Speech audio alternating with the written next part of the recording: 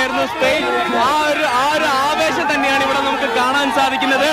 അർജന്റീനയുടെ ഭാഗത്തു നിന്നും, ഇത്രയും വലിയൊരു ടീമിന്റെ ഭാഗത്തു നിന്നും ഒരു മോശം കളിയാണ് ശബ്ദം കേൾപ്പിക്കും.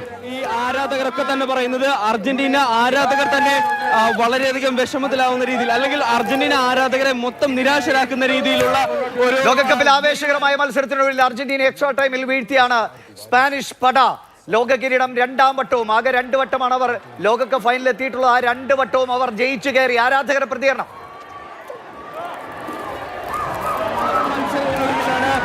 സ്പെയിൻ അർഹിച്ച ജയം സ്പെയിൻ നേടിയെടുത്തിരിക്കുന്നത്.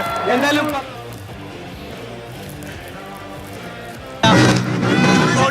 ആരാധകരുടെ ശബ്ദം കൊടുക്കും പ്ലീസ്.